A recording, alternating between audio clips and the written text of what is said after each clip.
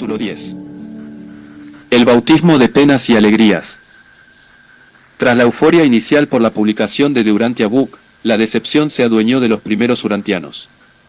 El tan esperado impacto de la quinta revelación de los tiempos no había ocurrido. Las personas famosas a las que se les habían mandado los libros o no habían contestado o lo habían hecho con escuetas notas. Ningún periódico importante se había hecho eco de su publicación. Sir Herbert Wilkins, el ya citado científico y explorador que había ayudado al Dr. Sadler en sus primeros días en referencia al sujeto dormido, mandó 2 ejemplares a amigos especiales, pero solo había recibido respuesta de alguna persona interesada. Esto comentó al respecto. La gente parece pensar que es algún tipo de broma, una novela, o algo de ese tipo. De cualquier forma, la respuesta es un buen criterio para medir su verdadera capacidad mental. En 1958, Bernd Grimsley, un universitario de 19 años interesado en llegar a ser ministro eclesiástico, que había conocido de Urantia Book a través de Spranger, contactó con la Fundación Urantia y posteriormente facilitó ejemplares del libro a sus compañeros de fraternidad en la Universidad de Kansas, entre los que estaban Oite Caston, Richard Killar y Martin Mears. En 1963, tras un carteo entre Bernd y Nancy Grimsley y Sadler, la pareja acudió a Chicago invitada por Sadler. Sobre la misma época, el joven Martin W. Mears, que en 1962 había ido junto con Richard Killar a conocer personalmente a Sadler, comenzó a tener una significativa influencia en el 533 de Diversey Parkway. Mears se había convertido en un entusiasta lector del libro y esto impresionó particularmente a Christie. A medida que poco a poco se fueron tranquilizando las cosas, Sadler y Christie se empezaron a preocupar por la casi total ausencia de jóvenes interesados en el libro a quienes pasar la antorcha. Tras la segunda impresión en julio de 1968, Mears, que había estudiado Derecho, se alojó temporalmente en el 533 de Diversey Parkway mientras buscaba un apartamento. Sin embargo, pronto se convirtió en un residente permanente de la casa. Él ayudaba al anciano doctor y a Christie, y les atendía de muchas formas. También aconsejaba legalmente a Christie sobre los asuntos relacionados con el libro. Tras la muerte de Sadler en abril de 1969, Mears se acercó incluso más a Christie. Tras la muerte de Alvin Kulieke, presidente de la Hermandad, en 1973, Christie escribió una carta a los fideicomisarios y a otras importantes personas titulada «La Hermandad está en crisis». En ella, expresando una gran preocupación por la falta de gente nueva que se sintiera atraída al movimiento, decía, no podemos permitir que ganen Caligastia y esos enemigos de Urantia Book. Ese mismo año, se nombró fideicomisario a Mears, que contaría con poco más de 30 años. Mears, inmediatamente, comenzó a dirigir la revelación con un enfoque legalista y draconiano. Cambio hacia un liderazgo autoritario. El 29 de junio de 1973, Martin Mears dio una sorprendente charla en un congreso en Los Ángeles con el título de Unity Not Uniformity, Unidad no uniformidad. Mears subrayó la necesidad de controlar la revelación mediante la obtención de la propiedad intelectual del libro y de sus marcas registradas, e hizo referencias a una política de crecimiento lento para el siguiente milenio. En esta charla, Mears asombró a los asistentes porque por primera vez se hacían públicos los mandatos o instrucciones que los reveladores habían dado a la comisión de contacto, los cuales iban a servir de guía a los fideicomisarios, en aquel momento sus depositarios, para dirigir la diseminación de la revelación. Este fue uno de los pasajes que citó en relación a su política de crecimiento lento. Nos encontramos ante una revelación de la verdad que forma parte de la evolución natural de la religión en este mundo. El crecimiento rápido sería una locura. Este libro se le da a aquellos que están listos para el mucho antes de llevarse a cabo su misión en el mundo. Las citas de Mears no eran sino extractos, intencionadamente sacados y revisados, de una serie de recomendaciones que acompañaban al mandato de publicación de The Urantia Book, como se observa claramente en el artículo del Dr. Sadler, Consideration of Some Criticisms, escrito en 1958, casi 2 décadas antes de que Mears se convirtiera en fideicomisario. Hay que aclarar que no eran mandatos en el sentido de instrucciones para propagar el libro. Además, Mears se había centrado en las advertencias descartando por completo las recomendaciones positivas a las que también Sadler se refería en dicho artículo. Sin duda, Mears, apoyándose en esos y otros supuestos mensajes secretos, llevó a la Fundación Urantia hacia una postura de autoritarismo, anteponiéndose entre lectores y la revelación. En los años siguientes, esos mensajes llegarían a ser reverenciados por muchos de los seguidores de la Fundación como si fueran algún tipo de información privilegiada. Tenemos que recordar que los reveladores habían ordenado quemarlos inmediatamente tras haberse efectuado dicha publicación. Al conservar copias de los mensajes, que solo se habían desvelado a los lectores de forma parcial, se estaba contraviniendo el deseo de los reveladores, y mucho más cuando se intentaba usarlas para establecer la autoridad de un reducido grupo de personas. Hay que hacer igualmente hincapié en que esos mandatos no se deben tomar sino como curiosidades apócrifas que deberían tranquilamente desaparecer en el olvido, porque no son sino muestras de lo que los reveladores querían precisamente evitar. Está claro que conocían muy bien la naturaleza humana y lo fácil que iba a ser que un círculo reducido de personas, supuestamente especiales, usaran esta información con el fin de controlar a otras personas. Como manifestó Bill Sadler en un memorándum interno, posiblemente escrito en abril de 1955, es muy difícil evitar que nuestro pasajero ego no sucumba a la tentación de traicionar la información secreta que poseemos. Desde el momento en que Miers dio a conocer públicamente dichos mandatos, estos han ejercido una enorme influencia sobre muchos urantianos. Tras su citada charla, Miers cambió de forma definitiva la política de la Fundación Urantia, desde la protección, conservación y publicación del texto original, tal como requería la declaración de fideicomiso, hasta la conservación y protección a ultranza de la propiedad intelectual y de las llamadas marcas registradas, los 3 círculos concéntricos y el nombre, Urantia. La comisión de contacto nunca fue la propietaria de ninguno de estos 3 elementos y, por tanto, no podían habérseles confiado a la Fundación. Ninguno forma parte de la mencionada propiedad sustantiva y, como consecuencia, no se establecen en la declaración de fideicomiso. Con todo esto, al convertirse Miers en fideicomisario, no tardaría en producirse un largo periodo de litigios contra los urantianos que contravinieran las nuevas normas impuestas por la Fundación, coartando lógicamente la sincera expresión religiosa de muchos de estos por miedo a esos mismos pleitos. A esto también siguió una política de crecimiento lento. Además, el precio del libro aumentó de una manera considerable hasta el punto que Clive Adel dijo que The Urantia Book se estaba convirtiendo en la Biblia del hombre rico. Se limitó su distribución. Había que solicitar permiso por escrito a la Fundación para citar o imprimir incluso pasajes cortos del libro. Se llegó a prohibir el uso de las marcas registradas sin autorización escrita. Hasta el 2000 las demandas continuaron hasta que en 2001, a partir del litigio contra la Fundación de M.C. Mushan, el libro ha vuelto a ser de dominio público. Cuando conocí a Berkeley Eliot en 1975 y comencé a involucrarme en el movimiento urantiano, era algo común usar los 3 círculos concéntricos azules que se citan en los escritos de Urantia. Había cojines, pegatinas para el parachoques, anillos e insignias con los 3 círculos concéntricos. Pero bajo la nueva política de la Fundación iniciada por Martin Miers durante la segunda mitad de los 70, con el total apoyo de Christie, a sociedades de la Hermandad Urantia, como la First Society of Oklahoma, se les negó el uso de las citadas marcas registradas sin autorización y sin ser una sociedad autorizada con buen comportamiento. Esto originó muchas protestas porque una de las marcas, la de los 3 círculos concéntricos, era el estandarte de nuestro Hijo Creador, Miguel de Nevadón y el símbolo material de la Trinidad del Paraíso. De todos modos, muchas personas ignoraron este tipo de restricciones y continuaron usando el estandarte de Miguel en su expresión religiosa. Ya en 1964 había comenzado a emerger en el 533 la actitud de propiedad de Christie respecto al estandarte de Miguel. Jack Weiss había pedido permiso para comprar 3 alfileres de solapa con el estandarte para su equipo de traductores. Habían acabado de traducir todo el libro de Urantia al francés, sin ninguna remuneración. Sin embargo, Christie se opuso a este permiso aduciendo que se debía posponer hasta que conocieran mejor el libro. Estas personas protestaron y finalmente consiguieron sus alfileres. Durante la demanda de la Fundación a Eric Schavelan en los 90, esta actitud de propiedad comenzó a cambiar. Los escritos de Urantia explícitamente señalan que los 3 círculos concéntricos azules ni fueron diseñados por la Fundación ni son propiedad ni de esta ni de ningún mortal. Gabriel convocó a su séquito personal en Edentia y por consejo de los Altísimos, decidió asumir el mando de las huestes leales de Satania.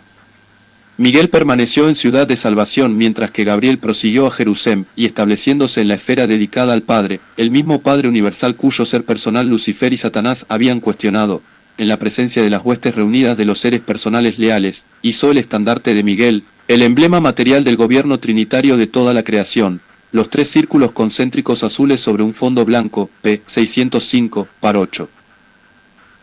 En su especial reporto de Readers of the Urantia Book, enviado a miles de lectores en abril de 1990, Miers aclara su postura. Aquí, en una Urantia desgarrada por la rebelión y marcada por el pecado, la Fundación es propietaria de las marcas registradas, la palabra Urantia y los tres círculos concéntricos a perpetuidad. La Hermandad Urantia había tenido libertad para usar los tres círculos concéntricos durante décadas, sin embargo, no sin reticencias, a finales de los 70, prácticamente todos los directivos de la Hermandad tuvieron que aceptar, con efecto retroactivo, un acuerdo con el que la Fundación les autorizaría a usar este emblema. A aquellos que se negaron se les aisló y amenazó con acciones legales. A la directiva de la Hermandad se le aseguró que el acuerdo era para beneficio de la revelación y no mecanismo de control de sus organizaciones filiales. Si bien esto resultó no ser cierto, según los acontecimientos que siguieron. En noviembre de 1979, Clive Badel escribió una carta a Martin Miers advirtiéndole que las restricciones que imponía la Fundación a los urantianos estaban coartando la expresión de su libertad personal. No me están permitiendo la libertad que todos los urantianos deben tener. Al contrario, están asumiendo el papel de propietarios de la revelación y del nuevo evangelio, que no tolera su exposición excepto desde su perspectiva, la cual posiblemente sea una luz centrípeta anquilosada en una pequeña isla habitada por un pequeño y determinado grupo de autoritarios jerárquicos. Martín, creo que estáis, como grupo, pisando un terreno que amenaza a nuestro movimiento con una división y un gran peligro. La historia enseña que un poder que se perpetúa a sí mismo en las manos de cualquier grupo religioso, al que no tienen acceso las personas a las que intentan servir, se convierte en tiranía. Vosotros os estremecéis al oír esa palabra, nosotros no, dicen. Pero todo autoritarismo jerárquico estuvo antes donde vosotros estáis, afirmando la bondad del movimiento. Se hizo caso omiso de la preocupación de Badel sobre los peligros de un poder que se perpetúa a sí mismo. Desafortunadamente, en unos pocos años, tuvo lugar una división en el movimiento urantiano incluso más aguda que la que Badel nunca podía haber imaginado. Comenzó en California, y la provocó un agente especial de la Fundación Urantia. Grimsley y sus mensajes sobre la Tercera Guerra Mundial. Quizás podamos considerar lo sucedido en relación con Grimsley como uno de los episodios más penosos de la historia de los escritos de Urantia. Para algunas personas esto no deja de ser sino un suceso más, pero a medida que profundizamos en el tema y abrimos algunas puertas hasta ahora selladas, resulta evidente que el caso de Grimsley está íntimamente relacionado con lo relatado en el capítulo 9, que acabó por hacer peligrar la declaración de fideicomiso y el texto original de The Urantia Book. Lo acontecido con Grimsley puede explicar por qué se mantuvo en secreto, durante tanto tiempo, lo que sucedió al texto original. Además, tuvo consecuencias negativas para la revelación. Puesto que este es un tema delicado, que se ha banalizado, para mi análisis de estos acontecimientos me he basado casi totalmente en la documentación y en la información cercana al punto de vista de la Fundación, evitando, en todo lo posible, la especulación, permitiendo que sean los hechos y sus protagonistas los que hablen por sí mismos. He tratado este episodio con cierta extensión porque, como escribió Ite Castón, un antiguo fideicomisario, sobre el caso de Grimsley. Este suceso es demasiado amplio para simplemente barrerlo debajo de la alfombra. Formaría un bulto tan grande que pronto tropezaríamos con él de nuevo. Efectivamente, al igual que tenían que sacarse a la luz los acontecimientos que llevaron a los cambios de la segunda impresión, no podíamos esconder esta historia bajo ninguna alfombra. En los años 80, Bernd Venom Grimsley, compañero de fraternidad de Martin Miers, se había convertido en el chico dorado del movimiento urantiano. Había conseguido ser alguien prominente dentro de la Fundación Urantia y de la Hermandad Urantia. Grimsley se las había arreglado para acercarse a Christie y ser bastante apreciado como ponente en conferencias urantianas. En 1967, él había fundado la mencionada Familia de Dios, una organización espiritual sin ánimo de lucro, a la que llegarían a pertenecer algunos fideicomisarios. En 1971, la fundación le había concedido la condición de agente especial. Yo asistí en 1981 a una excelente ponencia presentada en el Congreso Internacional de Urantia, en Snowmos. Cuando terminó de hablar, hizo una petición a la unidad en el movimiento urantiano y se bajó del estrado. Una música de gaitas invadió la carpa de la convención. Bern se quedó de pie ante la multitud con un fingido rasgo de cansancio, aparentando no darse demasiada cuenta de la aclamación de los casi 1000 asistentes que se levantaron, aplaudieron y ovacionaron. Nunca había brillado tanto la estrella de Bern Venom Grimsley. Según Caroline y Thomas Kendall, en enero de 1983, unos 8 meses tras el servicio religioso en memoria de Christie, Bern Grimsley llamó a Martin Miers y a los Kendall con un sorprendente anuncio. El 16 de diciembre de 1982 había comenzado a recibir mensajes de los seres intermedios en forma audible. Les dijo que le habían pedido que comprara un terreno de 25 acres en Clayton, California, para alojar a los aproximadamente 40 miembros del personal de su familia de Dios. Miers de inmediato se dirigió a California, donde se unió a los Caston y a los Killer para inspeccionar los terrenos. Uno se pregunta cómo es que no se rechazaran sin más esos extraños mensajes. Es posible, como algunos piensan, que se debiera al carisma de Grimsley. Por otro lado, no es de extrañar que Miers, al menos en un principio, pudiera creer en los mensajes de Grimsley, considerando que, según Thomas Kendall, ya había dado credibilidad a los de Christie. Paul Nahat confirma la existencia de estos supuestos mensajes en una entrevista realizada a Grimsley en 1983, en la que le había comentado que Christie le había dicho que él era un reservista de destino. Nahat le preguntó por las razones de Christie para hacer esta afirmación, y él respondió: "No sé, pero creo que ella recibe los mismos mensajes que yo recibo". Con posterioridad, Nahat, aunque sin revelar sus identidades, entrevistó a varias personas en relación a este asunto, pero ninguna de ellas sabía nada de estas afirmaciones de Christie de que estaba recibiendo mensajes desde 1955. Los Kendall insisten, no obstante, en lo contrario. En febrero de 1983, Grimsley anunció que había recibido un nuevo mensaje. Todavía no ha llegado el momento de darle publicidad al libro. En su relato, los Kendall dicen también que, el 26 de febrero de 1983, Martin Miers expresó su deseo de invitar aquella tarde a Grimsley al comité ejecutivo de la Hermandad Urantia, comentando: "Seguro que tomarán algunas medidas importantes que impidan la publicidad del libro cuando oigan las palabras de Bern". En mayo de 1983, murió el padre de Miers y este invitó a Grimsley a oficiar el servicio religioso en su memoria. El 4 de septiembre de 1983, 7 meses después, Maillard dio una charla en un congreso en Los Ángeles, en la que hizo un largo y encendido tributo a Grimsley y a su organización. En este momento es adecuado hacer una mención especial de otro grupo, la Fundación Familia de Dios. Bajo el incansable e infatigable liderato de Bern Grimsley, esta ha establecido nuevos niveles de eficacia en el servicio al planeta. Su inquebrantable lealtad a los propósitos y objetivos de la Fundación Urantia y a la Hermandad Urantia ha ayudado materialmente a la inauguración de una nueva era en Urantia. Se puede anticipar de los signos que se vislumbran en el horizonte que su verdadera labor acaba de empezar. Por esta fecha, el Comité Ejecutivo de la Hermandad Urantia comenzó a tratar el tema de la publicación del libro en rústica. Harry M. C. Mullan, consejero general de la Hermandad, trajo una maqueta en 3 volúmenes.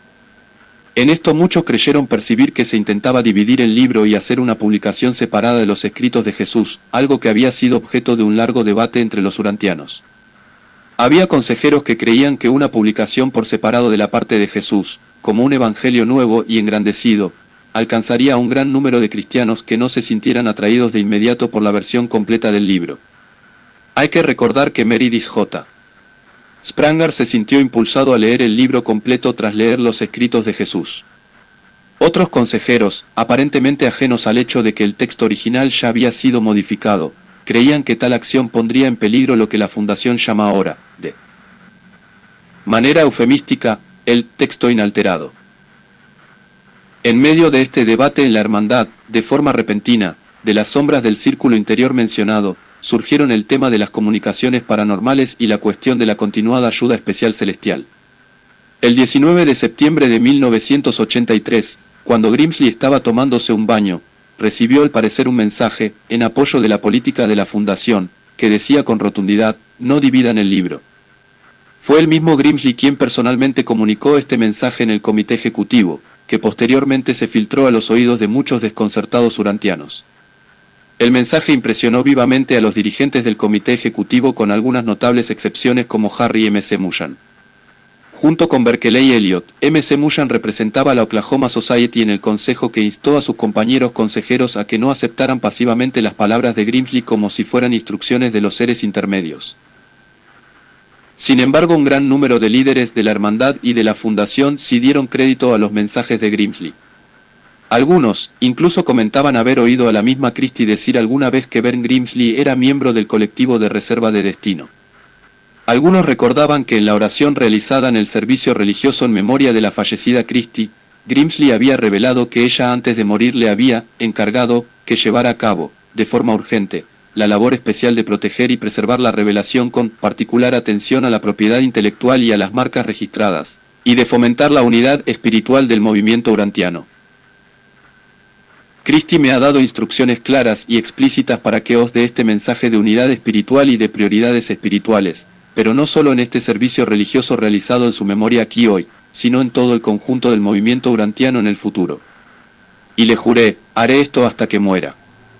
Me pidió que nos encargáramos de rededicar nuestras vidas a Dios y de trabajar con valentía por la unificación espiritual del movimiento urantiano.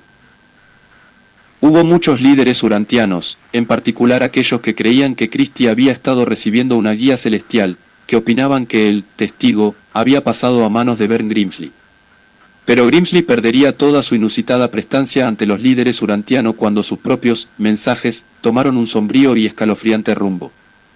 El 6 de octubre de 1983, supuestamente unas voces anónimas le dijeron: preparaos para la Tercera Guerra Mundial. Grimsley advirtió de las convulsiones que se estaban dando en todo el mundo, y la familia de Dios comenzó a almacenar provisiones. A mediados de octubre, Grimsley envió unas 100 cartas a líderes urantianos avisándoles de la inminente guerra mundial y les instó a que se reunieran con él para analizar la situación. Las catastróficas predicciones horrorizaron a la comunidad urantiana. Además, ayudado de otros mensajes, Grimsley pidió que los archivos de la fundación e inventarios del libro se llevaran para su seguridad a Clayton, un centro de operaciones fortificado. Hacia el 30 de octubre de 1983, tras 10 años como agente especial, la mayoría de los fideicomisarios revocó a Grimsley esta condición, con la oposición de Thomas Kendall, que se negó a firmar la carta de notificación. Sobre esta misma fecha, un preocupado Hoyt Caston visitó a Grimsley. Caston, Mears y Killard tenían en ese momento una estrecha relación, y para muchos urantianos sus acciones parecían encaminadas hacia el propósito común de distanciarse a sí mismos de Grimsley. Destituir a Thomas Kendall, presidente de la Fundación Urantia, su más importante apoyo. A los compañeros de la fraternidad universitaria les había preocupado especialmente el hecho de que Grimsley se hubiese dirigido directamente a la comunidad urantiana, horrorizándola con sus catastróficos mensajes. Desde el comienzo, sin embargo, Meredith J. Spranger se había resistido con energía a la apocalíptica ola de miedo y había cuestionado abiertamente aquellos mensajes, considerándolos un engaño. Viajó a Oklahoma City para calmar el miedo y todos nos beneficiamos de sus nervios templados, de sus conocimientos profesionales y de su sabiduría espiritual. En Boulder, Clyde Badell instó a los lectores a serenarse, lamentándose del hecho de que los líderes de la hermandad hubiesen empezado a construir un refugio contra la lluvia radioactiva, y corriesen de un lado para otro como pollos a los que se le hubiese cortado la cabeza. El 27 de octubre de 1983, Morris Siegel, Mo, representante de la Extensión Nacional de la Familia de Dios, se dirigió a un grupo de estudio de Boulder durante media hora, advirtiendo a aquellos ya asustados urantianos del holocausto nuclear de la Tercera Guerra Mundial que se avecinaba y de sus terribles consecuencias. Con un considerable coste, Siegel, que llegaría a ser fideicomisario de la fundación, había construido y acondicionado un refugio antinuclear para su familia, y había advertido que se esperaba que cualquier ataque podría sobrevenir sin previo aviso.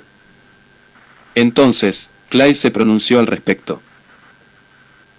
Si hay extrañas voces y gemidos de noche para algunos urantianos y los sonidos de inquietantes advertencias, serán posiblemente de nuestros amigos de arriba, o quizás sean, y en mi opinión es lo más probable, los confusos ecos, miedos, dudas y confusiones, espero, que nacen de dobles lealtades a nuestra condición espiritualmente inmadura y a nuestra creciente, espero, pero incompletas lealtad a Jesús y al Padre, los extremadamente activistas urantianos que son leales a la política oficial, urantiana, a la luz de los requerimientos del libro de lealtad sobre todo a los gobernantes del universo, ponen una tremenda tensión en el alma, la mente humana no resiste bien el conflicto de una doble lealtad. Ahora, si la guerra no viene, seremos, no la sociedad casi secreta, que hemos sido debido a la política represiva del 533, sino una desacreditada muchedumbre digna de risa.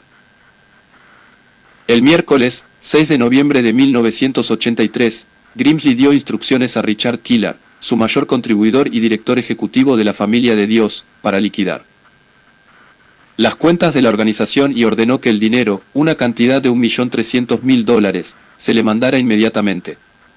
Grimsley dijo a Keeler que unas voces le habían dicho que la alerta roja y la Tercera Guerra Mundial empezaría el fin de semana del 18 al 20 de noviembre. También le dijo a Keeler que quería convertir el dinero en oro para la catástrofe que se aproximaba. El dinero se envió por giro telegráfico el día siguiente.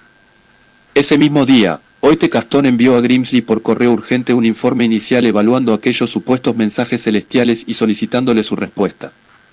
Este informe, que obviamente había sido preparado con antelación para usarse en el momento oportuno, criticaba a Grimsley con acritud y ponía al descubierto muchas de las falacias de sus reivindicaciones, pero también presentaba a un Martin Miers en completo desacuerdo con los mensajes de Grimsley. Ese mismo día envió copias de este informe a todos los miembros del comité ejecutivo de la hermandad para guiarles en su toma de decisión respecto a Grimsley. El domingo 20 de noviembre, tras disfrutar de un fin de semana desaparecido, Richard Keeler mandó una carta renunciando al puesto de director financiero de la Familia de Dios a Vern y a Nancy Grimsley. En su carta, el multimillonario Keeler también anunció a los Grimsley que había legado toda su fortuna personal a la Familia de Dios, pero que ahora les había desheredado. Entretanto, en el círculo de poder interno, Miers empezó con su postura de rechazo a los mensajes.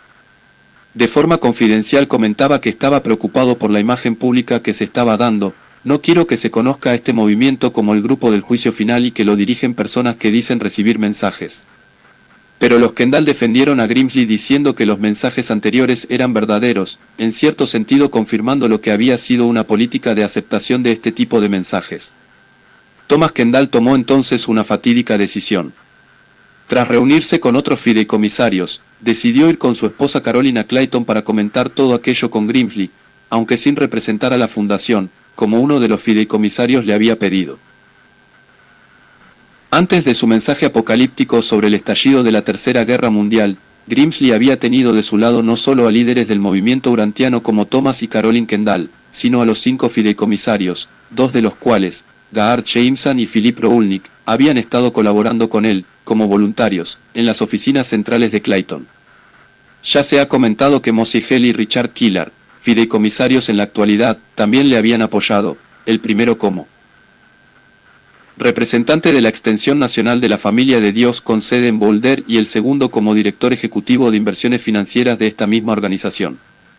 Sin embargo, Martin Miers había conseguido minar este respaldo. En el momento en que los Kendall regresaron de California, ya Miers había tramado algunos drásticos cambios para ellos. Cuando Thomas Kendall se dio cuenta de lo que estaba pasando entre bastidores era muy tarde y se lamentó. Empecé a darme cuenta de que Martín creía que él, no yo, debía ser el presidente de la Junta de Fideicomisarios. Sospeché que estaba esperando alguna excusa que le resultara convincente para hacerse con el puesto de presidente y la tuvo en la polémica suscitada por Vern Grimsley. El 31 de diciembre de 1983 se me informó de mi destitución como presidente y de los pasos que se estaban dando para hacerlo también de la Junta.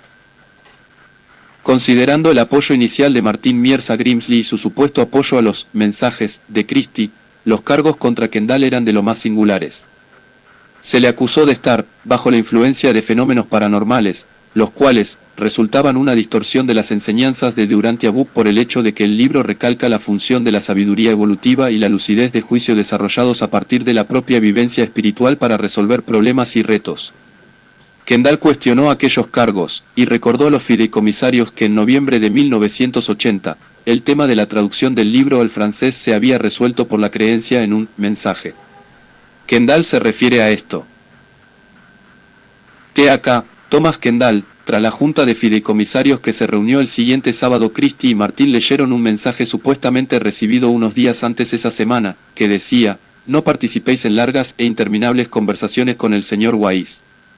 Leer página 840. Yo interpreté el mensaje como hicieron los auxiliares administrativos, Scott Forsyth y Michael Painter, en el sentido de que no deberíamos enredarnos en largas negociaciones. Se puede concluir que los otros fideicomisarios interpretaron el mensaje como que no deberían implicarse en ningún tipo de negociación. La página 840 trata de la conspiración de Caligastia. El significado de esta referencia está también abierto a discusión. De este pasaje escrito de Thomas y Caroline Kendall podemos razonablemente llegar a dos sorprendentes conclusiones. Primero, que Martin Mier creyó, y aparentemente incentivó los mensajes que Christie comunicaba, y, segundo que, como se ha mencionado, no solamente sirvieron de base para las modificaciones hechas en el texto a partir de la impresión de 1967, sino que la Fundación los aceptaba de forma rutinaria y los tenía en cuenta a la hora de establecer su política de actuación. Pero, la llamada de Kendall a la coherencia en la Fundación no tuvo resultado, y tras 20 años como fideicomisario, y 10 como presidente de la Fundación, se le expulsó y humilló, y Mier fue rápidamente elegido nuevo presidente de la Fundación Urantia. Él acabaría por nombrar fideicomisarios a dos compañeros de fraternidad, a Hoyt Caston, en junio de 1986, y a Richard Keeler, en junio de 1989. Al preguntársele después por qué los había elegido cuando ambos habían apoyado a Grimsby, Mier contestó que eran hombres a prueba de rebelión. Cuando las predicciones de Grimsby respecto al estallido de la Tercera Guerra Mundial fallaron en la fecha que había preconizado, el movimiento de la Familia de Dios perdió su empuje y acabó por desaparecer, dejando atrás a muchos avergonzados líderes prominentes y permanentes cicatrices. En junio de 1984, Hoyt Caston produjo su informe final, de unas 250 páginas más apéndices, relacionado con el tema de Grimsby, que Richard Keeler revisó. Nancy Grimsby lo calificó de difamatorio, añadiendo que contenía muchos errores, distorsión y falsedad, y pidió en vano a Caston que no lo distribuyera. Este voluminoso informe atacaba virtualmente cada aspecto de la actividad de Grimsby, su comportamiento, su carácter, y no dejaba títere con cabeza. Contenía pasajes de los mensajes en los que las supuestas voces celestiales hacían bromas bobas y comentarios subidos de tono. El repugnante contenido de algunos de estos mensajes acabó por convencer a todos los indecisos a dejar de apoyar a la Familia de Dios. A pesar de su tono, en gran parte sensacionalista, el informe contenía puntos de mucha claridad mental y enseñaba los peligros de prácticas carismáticas y, en especial, de comunicaciones paranormales. Más que nunca, tras el engaño de aquellos mensajes de Grimsby, quizás eran los de Christie y la alteración del texto original el secreto mejor guardado del 533 de Diversey Parkway. Caston, evidentemente inconsciente de esto, comenta en su informe: ¿puede el movimiento urantiano permitirse tener en posición de liderato a personas que, aceptan la guía de voces alucinatorias, visiones y otras formas de fenómenos paranormales? En mi opinión, este comportamiento es sumamente cuestionable si estas personas mismas están experimentando los fenómenos, pero cuando los líderes aceptan y promulgan estos no fundamentados contactos y afirmaciones de otras personas, ¿qué dice esto de su criterio y responsabilidad? Las comunicaciones paranormales de Christie resultaban muy desconcertantes, puesto que una de las más citadas instrucciones entre los textos apócrifos aceptados por la Fundación Urantia advierte de estas mismas cosas. La misma Christie, como presidente de la Hermandad Urantia, las usó en una carta a los líderes urantianos. Muchos extraños, ismos y grupos buscarán adherirse a The Urantia Book y a su inmensa influencia. Nuestras vivencias más duras pueden aparecer muy bien en relación a esos grupos que tan fuerte proclamarán su creencia en las enseñanzas del libro y que continuamente tratarán de adherirse al movimiento. Se necesitará sensatez para proteger a la recién formada hermandad de influencias distorsionantes y de la distracción de esos variopintos grupos y de personas que igualmente perturben y trastornen, algunos bien intencionados, otros siniestros, que anhelan formar parte de la auténtica composición de la hermandad Urantia. A pesar de esto, parece haber una atracción irresistible hacia tales cosas. Hay también un continuo flujo en este sentido en la oligárquica Fundación Urantia. Tras la dimisión de Hoyt Caston y Thomas C. Burns de sus cargos de fideicomisarios, sorprendentemente, tal como se pudo ver en su portal en la red, en noviembre de 1999, los fideicomisarios Killard, Siegel y Jameson, que habían colaborado con la familia de Dios, viajaron a California para tener una larga reunión con Grimsley. No se sabe con exactitud de qué se habló allí, si bien, tras la reunión, la Fundación Urantia empleó los servicios de Grimsley para preparar una ponencia sobre la necesidad de unidad. Richard Killard pronunció aquella ponencia, escrita casi completamente por Grimsley, en el Congreso de la Fraternidad en Vancouver, British Columbia. Clive Adel fue la voz más enérgica que se alzó contra el anunciado crecimiento lento de la Fundación Urantia y de la Hermandad Urantia.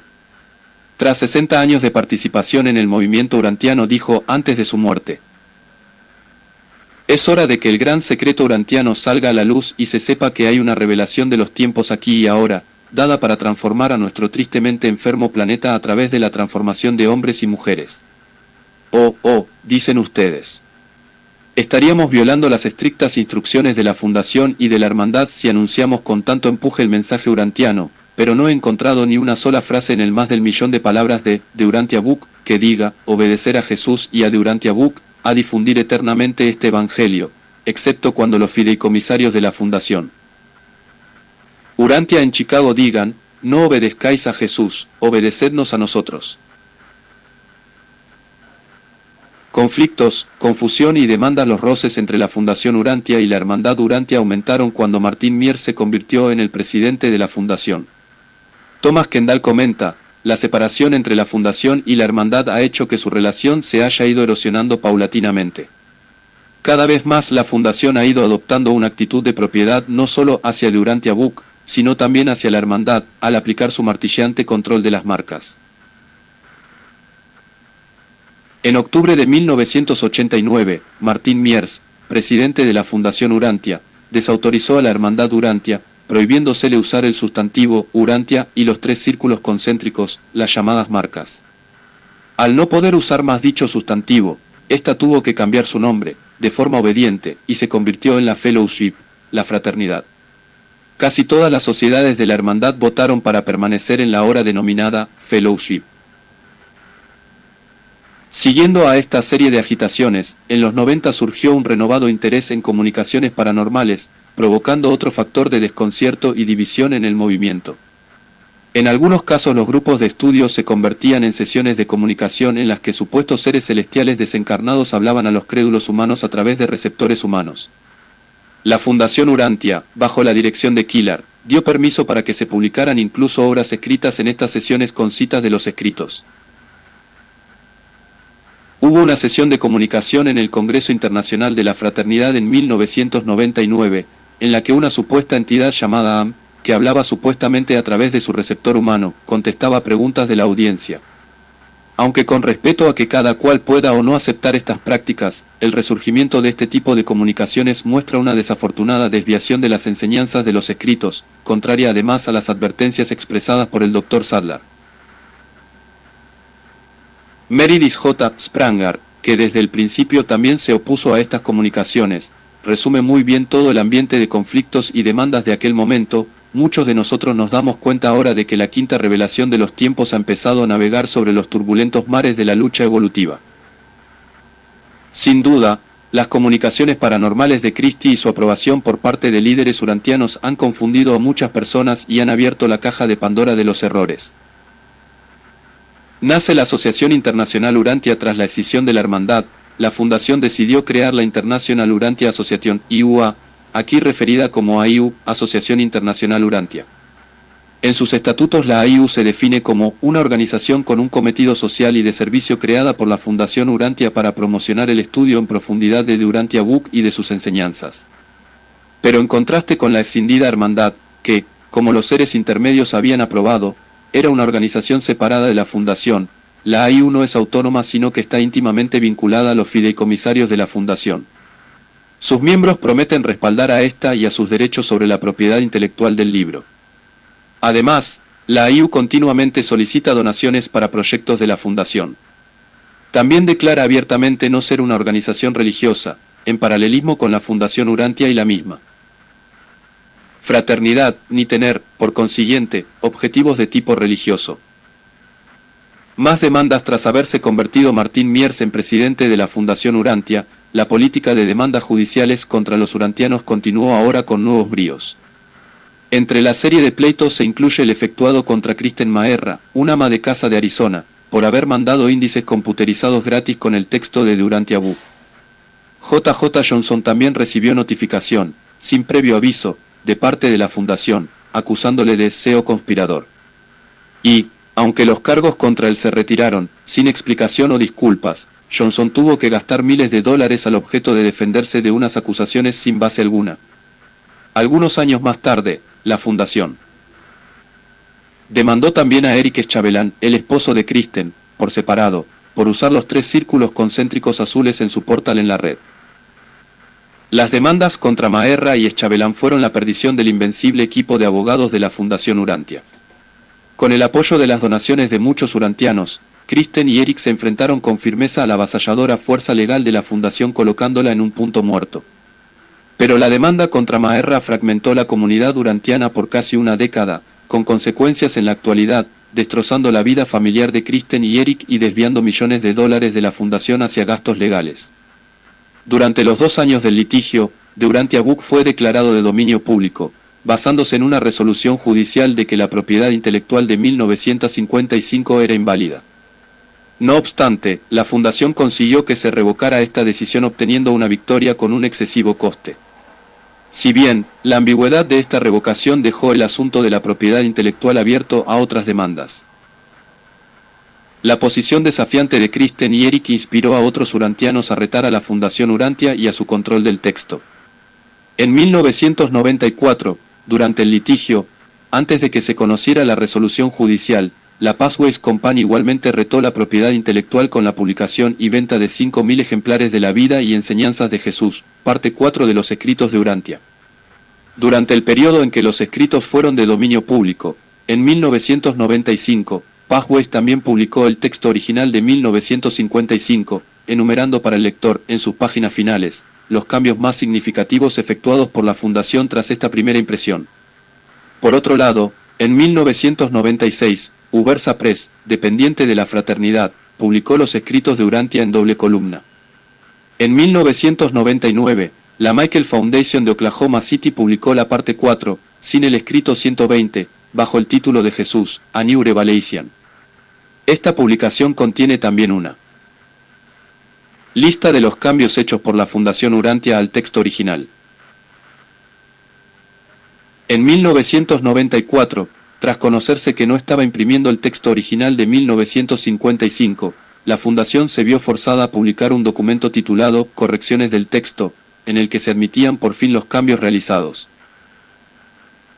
Casi la mitad de los cambios, incluyendo un número pequeño que hay que considerar de poca importancia, se hicieron en la segunda y tercera impresión. Los realizaron aquellas personas directamente responsables de preparar el texto original para su publicación. Con los responsables se refiere supuestamente a Christie y a Marian Rowley. Pero, como se indicó en el capítulo 9, en el libro mismo no se informa al comprador de estos aproximadamente 150 cambios. Cuando terminaba el segundo milenio, casi un cuarto de siglo de una serie de litigios llevados con agresividad, la Fundación Urantia, con el consentimiento unánime de los fideicomisarios, entabló uno nuevo contra la Fundación Michael y su fundador, Harry M. C. Mullan, por haber publicado los escritos de Jesús. Así se anunciaba. La propiedad intelectual de la Fundación sobre The Urantia Book hace posible preservar el texto inalterado en los próximos 50 años. M. C. Mullan es un prominente urantiano, miembro del Consejo General de la Fraternidad, que prestó sus servicios en el Comité Ejecutivo de la Hermandad Urantia y de la posterior Fraternidad. Esta última, sin embargo, se negó a implicarse en la demanda, declarando que el conflicto entre M. C. Mullan y la Fundación Urantia era un asunto privado. Sin embargo, hay muchos urantianos que creen que la carta de Janet Farrington Graham, presidenta de la Fraternidad, a los miembros de esta organización, parecía apoyar la postura de la Fundación de que la publicación por separado de los escritos de Jesús arriesgaba la integridad del texto. Graham, en el Mighty Messenger, la revista de la Fraternidad, en otoño de 1999, se refiere, aunque de manera ambigua, al debate ocurrido en agosto de 1996 en el Consejo General sobre la impresión de los escritos de Jesús por separado. Se le recordó entonces al Consejo que, cuando Durante Book fue de dominio público, se votó de forma unánime proteger y preservar el texto inalterado. El proyecto de publicar la parte 4 por separado estaba en conflicto con esa resolución. Graham indica además que los dos consejeros que querían financiar esta impresión retiraron su petición para replantearse el proyecto. Pero sus palabras dan a entender que el tema había quedado zanjado en el Consejo General y que la impresión de la parte 4 por separado alteraba el texto. Esto es incierto. No se puede hacer un dogma de las palabras de advertencia, supuestamente comunicadas, de Bernd Grimsley: no dividáis el libro. Por otro lado, el fin de las demandas no tiene nada que ver con la protección del texto de alteraciones, sino con la propiedad literaria y el consiguiente control de éste. La acción de M. C. Mullan, que llegaría a ganar la demanda en 2001 y situar de nuevo el libro en dominio público, no afectaba la conservación del texto tal como la Fundación Urantia la define: guardar 3 ejemplares de la impresión de 1955 en un entorno a temperatura regulada. Pero lo que es más, desde 1955, es la misma fundación la que ha violado esta norma al no realizar, desde esa fecha, una impresión de la copia exacta del original. La Hermandad Urantia surgió para funcionar como una organización afín, pero independiente de la Fundación Urantia. Desafortunadamente, como Spranger señala, los líderes del foro encargados de formular los detalles de su constitución no se tomaron el tiempo para estructurarla directamente a partir de las enseñanzas de Durantia Book, sino basándose en un modelo presbiteriano del siglo XVI, cuando la misma iglesia presbiteriana ya lo había descartado por otro más contemporáneo. Así pues, los 36 ancianos de este modelo se reflejaron en los 36 miembros del Consejo General de la Hermandad procedentes del grupo de los miércoles de los 70. Los seres intermedios aprobaron tácitamente la constitución de la Hermandad con el comentario de que permite su propia corrección. De acuerdo con History 1 e History 2, estos consejeros y sus sucesores iban a dirigir a la Hermandad durante los primeros 9 años, tras los cuales sería una asamblea trienal compuesta por varios delegados, elegidos por las sociedades urantianas, la que la gobernaría. En un memorándum, fechado en 1958, dirigido a los fideicomisarios de la Fundación Urantia, Bill Sadler indicó que la hermandad estaba destinada a convertirse en una institución republicana de representación directa. En 1955, la recién constituida Hermandad Urantia proyectaba organizar miles de grupos de estudio sobre el libro y progresivamente constituir sociedades urantianas. La naturaleza exacta de estas sociedades era sin embargo ambigua. La mayoría de los miembros fundadores de la hermandad vislumbraban un tipo de organización religiosa. El Dr. Sadler pensaba que las sociedades urantianas se desarrollarían como auténticos grupos religiosos, y en numerosas ocasiones tocó este tema con Meredith J. Spranger. La figura del instructor ordenado, bajo la dirección de Sadler, constituía de hecho un elemento fundamental de la constitución de la hermandad. Como se ha señalado, poco tiempo después de la publicación del libro se estableció una escuela para entrenar y ordenar a instructores. Temor a la creación de una iglesia, pero la hermandad tuvo un desarrollo muy diferente al que habían imaginado para ella Sadler y Spranger. La mayoría de los primeros miembros de la hermandad compartían un cierto temor a lo que llamaban con sorna, la creación de una iglesia, y una actitud en contra de una religión institucionalizada. Incluso se llegaba a rechazar la oración al comienzo de las reuniones.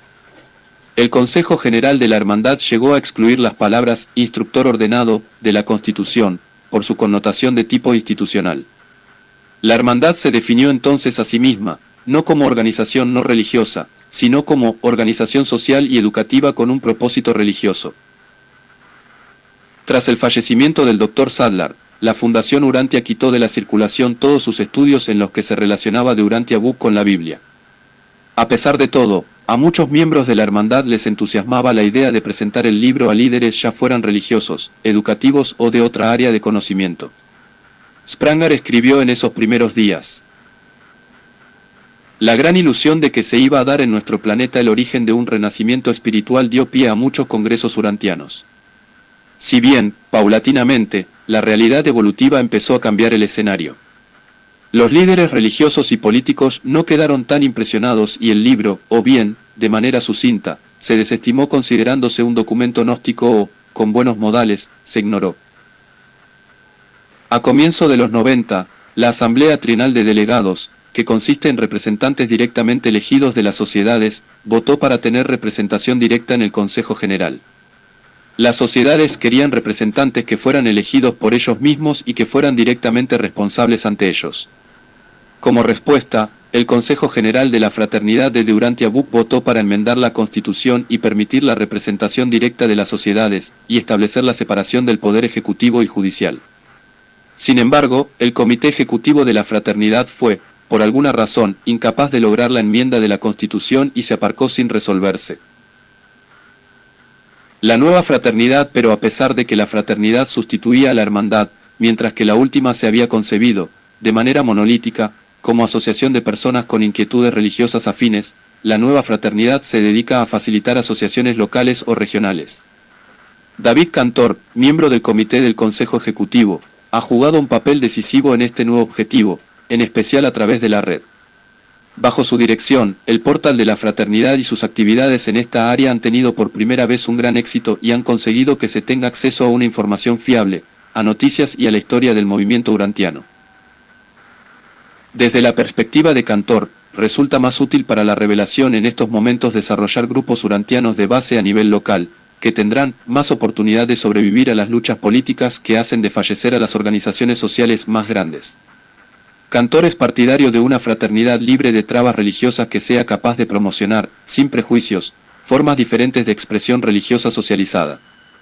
Si bien, para algunos urantianos, el problema consiste en saber hasta dónde debe llegar dicha expresión y, al mismo tiempo, en si ésta es capaz de satisfacer igualmente las necesidades del desarrollo religioso a nivel individual. Una religión basada en los escritos de Urantia. Los escritos de Urantia no son una religión más de lo que Jesús de Nazaret es una religión, pero sí son profundamente religiosos. El afán de controlar los escritos de Urantia ha jugado un papel predominante en el movimiento, haciendo que se olviden otras cuestiones de mayor calado. Nos cambian los escritos, nos hacen sentirnos mejores, más benevolentes, más bondadosos, más dedicados al servicio de la humanidad. Sorprendentemente, en los primeros días del movimiento, estas cuestiones estaban sorprendentemente ausentes. Los escritos de Urantia surgieron en un mundo en el que reinaba el intelectualismo. A los primeros miembros del foro se les advirtió de esto. Así nos lo cuenta Mary Luales, que llegó al foro en 1932. Se nos dijo en efecto que, estáis aceptando la revelación de forma intelectual y no de forma emocional. Estamos deseando que la dejéis obrar en vuestras vidas. Y así, era nuestra culpa, como ve, que nosotros no estuviéramos aceptándola de la manera correcta, emocionalmente, dejándola que obrara en nuestras vidas tal como debía ser. La revelación era maravillosa. Estábamos contentos y emocionados con ella y con lo que uno debía hacer respecto a esto o aquello, pero al parecer no estábamos dejando que produjera un cambio real en nuestras vidas que nos ayudara a ser más espirituales. Caroline Kendall, hija del miembro del foro Clarence Bowman, se refiere igualmente a esto.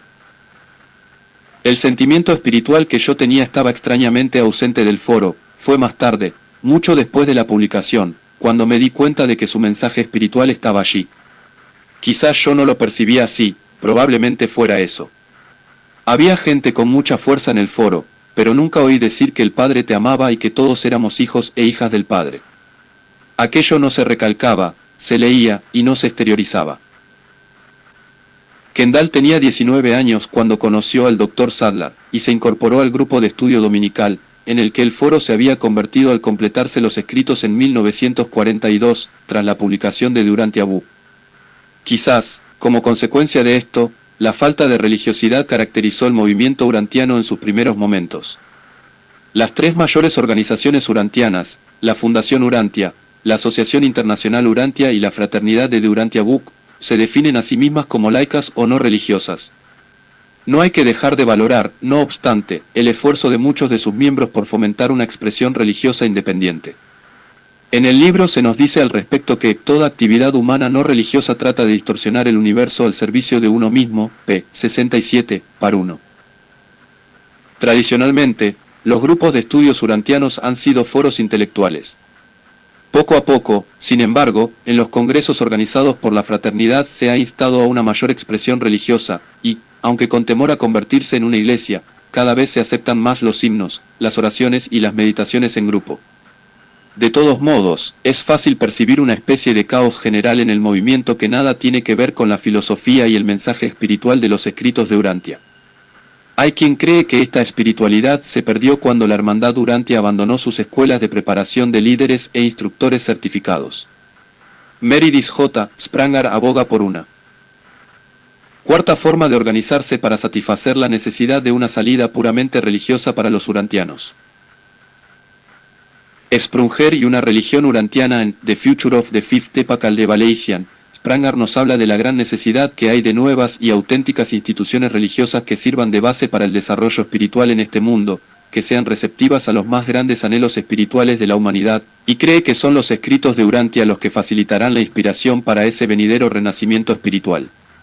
Indica además que tales instituciones constituyen un paso necesario para llevar a cabo la misión del movimiento urantiano.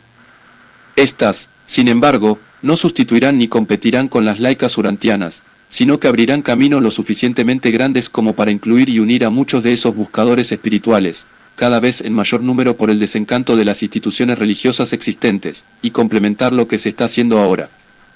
En el movimiento urantiano hay un creciente deseo de una comunidad religiosa, de una familia espiritual con la que se puedan sentir identificados, que vaya más allá del grupo de estudio y de los congresos. Cada vez hay un mayor anhelo de alimento espiritual desde el nacimiento hasta la muerte, que los grupos de estudios y asociaciones urantianas, primordialmente foros sociales e intelectuales, no pueden satisfacer. Spranger piensa que lo más importante en el movimiento urantiano sería centrarse en el desarrollo de recursos que ayuden a la creación de nuevas instituciones religiosas. Las nuevas instituciones religiosas urantianas servirán de vehículos por lo que la quinta revelación de los tiempos se podrá llevar al mundo. También necesitamos urantianos dedicados que investiguen y desarrollen símbolos creativos y una apropiada expresión social y religiosa de la quinta revelación de los tiempos. Spranger observa que se han dado, de forma espontánea y de corta duración, intentos de establecer este tipo de institución, pero se han hecho de forma improvisada y sin haber profundizado lo suficiente en las enseñanzas de Urantia Bu. Es necesario, dice, que haya un equipo de dedicados urantianos que estudien los escritos y sean capaces de guiar a las nuevas organizaciones para que sepan reflejar con autenticidad la percepción de esa verdad que se encuentra en la revelación. Spranger advierte de que la historia de la religión demuestra que cuando hay fuertes ideales espirituales y aspiraciones que motivan a las personas, y no hay suficientes bases estructurales sociales e intelectuales que las guíen en su expresión creativa religiosa, es posible que aparezcan todo tipo de creencias irracionales tales como visiones de ángeles, comunicaciones con seres celestiales, hablar en lenguas, intentos de milagros y predicciones del fin del mundo. Para él, tales fenómenos emocionales y paranormales siempre ocurren en un entorno social y espiritual no estructurado. La forma más eficaz de establecer un orden racional, una estabilidad fiable y una genuina identidad espiritual es desarrollar organizaciones que ayuden a la expresión social y espiritual de los urantianos. Estas a su vez motivarán al servicio amoroso a los demás. ¿Hace falta un nuevo paradigma? Rousi League de Phoenix, Arizona, también aporta su propia perspectiva. Rousi pertenece a ese creciente número de urantianos que creen con pasión que los escritos de Urantia comunican un mensaje que no puede abarcarse con un análisis intelectual ni tampoco someterse a la estructura de una organización. Para Liski, los escritos definen con precisa claridad la llamada de Jesús de Nazaret a una mayor profundidad de relación personal a través de la adoración, la meditación y la oración a Dios, de forma directa, sin intervención ni mediación. Esto dice: vivimos en un mundo sediento y necesitado de un evangelio vivo de Jesús. Tendemos de forma simple y dinámica, siguiendo el plan de acción del Maestro, hacia el yo espiritual y hacia la actualización colectiva a nivel planetario. Adoración y servicio. Ni siquiera 3 pequeñas palabras, solo 2, listas para ser o enterradas o usadas como instrumentos de acción. Las llamadas intelectuales y emocionales a la unidad en el movimiento urantiano dejan indiferente a Lisk. Ella cree que los escritos nos dicen que serán los objetivos y no los credos los que unificarán a las personas de ideales religiosos y que las formaciones en torno a credos, aunque inevitables, no producirán un resultado espiritual natural. Las comunidades espirituales no surgirán solamente de la base del acuerdo intelectual y del credo, sino de la experiencia real nacida de la fe. en acción, la cual es la voluntad de amar a Dios, la voluntad de amar a su familia. Los objetivos, inspirados por la oración y dirigidos hacia el servicio, proporcionarán el dinamismo para el nacimiento y evolución de una verdadera comunidad espiritual.